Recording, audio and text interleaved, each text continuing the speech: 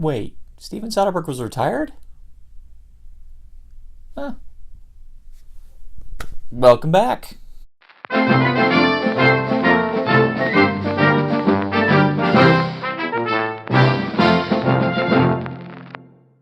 Logan Lucky. It's the return feature of Steven Soderbergh, who I only just now found out retired after he did Behind the Candelabra.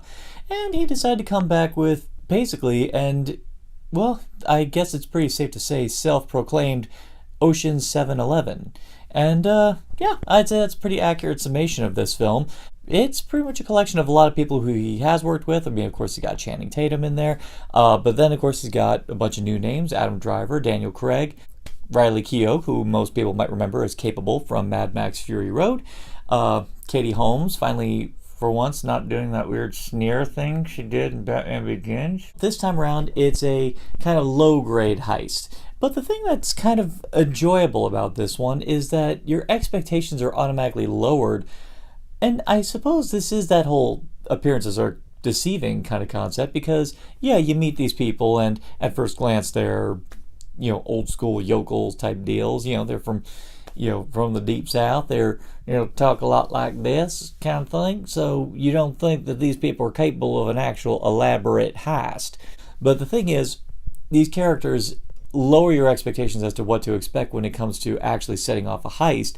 And they decide to steal pretty much all the cash that comes in from a major NASCAR race. One of the best lines of the movie is from these two characters who take part in the heist, who equate stealing from NASCAR as like stealing from Jesus. Here you have a very well-developed heist, but with on the same par as the Ocean's movies, but with a very strong blue-collar attitude to it, and it's consistently surprising all throughout. You don't think in a million years that these characters actually know about engineering or know about chemical reactions relating to making rudimentary household ingredients bombs and all that stuff. And even for an extra bit of surprise, to find out that Prisoners of the South are rabid readers of the works of George R.R. Martin. You don't think about any of this happening at the minute this movie starts, but it happens, and it's here, and it surprises you left, right, and center. It's funny, I shouldn't have been surprised in this. Soderbergh is an outstanding director, and this, well, I will say, compared to his more complex works such as Traffic, Sex, Lies, Videotape, The Limey, this is definitely something more in his comfort zone for sheer entertainment, a lot along the lines of the Ocean's movie. In this age of cinematic shared universes, you could picture this being in the same universe as Ocean's 11. This movie has, well, it's not as graceful as Ocean's 11. I'll still say that is the superior film, principally because it seems a bit more smooth. The transitions are a little bit more well thought out. This one kind of has some pacing issues all throughout. I mean, the setup is a bit, it's a bit slow to start. Actually, one of the other things I'd say about it is that it's a bit vague on how it sets up its characters. Jimmy, played by Channing Tatum, you don't get the vibe that this guy is a criminal genius or a criminal mastermind. At the very least, just someone who's really good at planning stuff. It doesn't give off that impression. All you know about him is that he's struggling. He's a divorcee, but he still has visitation rights with his daughter, and he loves his daughter, and his daughter's a really good kid with decent taste in music. He's very outgoing to his brother, who seems to be a traumatized war veteran with a amputated hand, and of course played by Adam Driver. The real thief is Daniel Craig. Now, Daniel Craig is a very distinctive face, so you can never really say he's unrecognizable, but when it comes to his performance, it's definitely not a standard Daniel Craig performance. The first time you see Daniel Craig as this character, it's such a stray from what you're used to seeing him, particularly because most people now, for this generation, he's James Bond.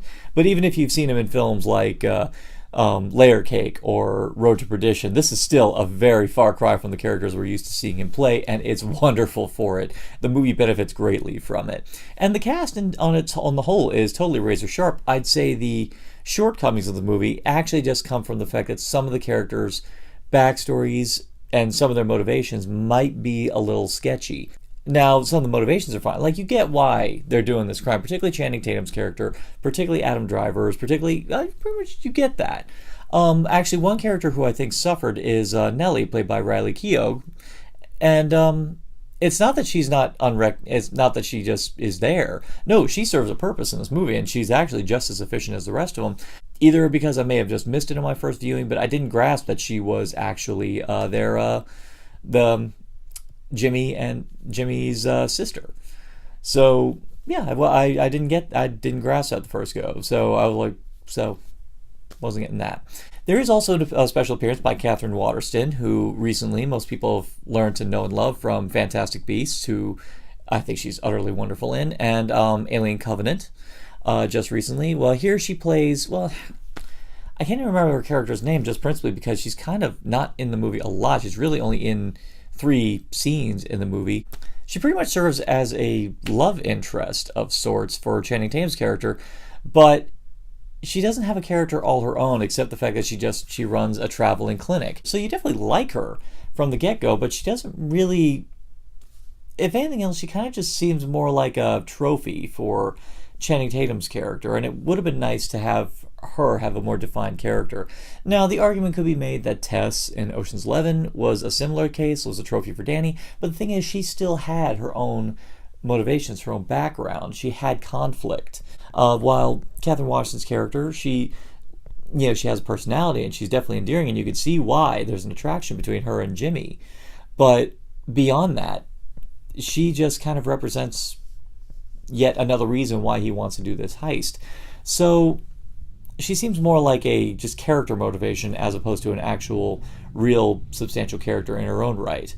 Another one who comes in very late in the game is Hilary Swank as a tenacious investigator investigating after the heist. Hilary Swank's character and her investigation actually does kind of lend a nice wrap up to everything post-heist. You do think that Channing Tatum's character did something that you wouldn't have expected, which would have spat in the face of everything that was done before, but then as you see her investigation go on, you do come to the realization that he had a plan under this plan in order to make sure that it goes off. Not only does it go off without a hitch, but to make sure that they get off scot-free. So you could say having her character there was necessary to making sure that they got off the hook, and just to see all the nuances of how they got off the hook.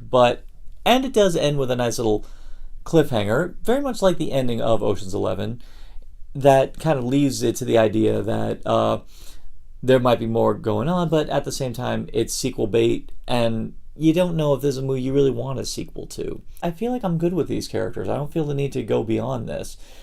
But that being said, there was a funny running gag throughout the movie that the Logan family were cursed, that why a lot of people are timid to work with them because they have a bad luck streak. Well, that's kind of where this movie ends you, is that, yeah, the heist went well, everything got wrapped up. But, I'm sorry, I'm going all spoiler crazy without a warning, but this is one of those movies where the whole joy is seeing how the heist gets pulled off, so I don't feel like I'm really spoiling too much here. So it all wraps up, and you're kind of left just dubious as to how it's done. So I don't know if this movie really hit me with the same joy that I had when I saw Ocean's 11, and I know I'll keep comparing it with Ocean's 11, but let's face it, you can't watch this movie and not compare it to it. It's by Soderbergh. It's a heist movie with a solid cast, and you know what? That's the thing that'll carry you through this movie. The cast is great. The writing is excellent. You could tell that the writer definitely had some kind of insight in this area, West Virginia and Charlotte, North Carolina. You could tell this person knows that area well because the dialogue is perfect, and actually lent a kind of notion to the idea that maybe despite appearances, despite hearing them all talk like this, that they might actually exhibit more intelligence than I think anyone really tends to give to them. And to that end, I think the movie is a big success, and I definitely say it's still a well-crafted film, as you would want from a fantastic auteur like Steven Soderbergh. I'd still say, though, it has a lot of narrative progression problems, and some characters aren't as fleshed out as other ones are. But in the end, I'm going to give Logan Lucky my final Narcotic Casserole rating of 3.5. Do you agree? Do you disagree? Do you think that this may be one of Steven Soderbergh's best in a long time? Do you think it may not measure up to his previous works? Do you think Oceans are better? Do you think this is better? Leave it all in the comments down below. And for more addictive content from Narcotic Casserole, simply like, share, subscribe, click, and thou shalt be served.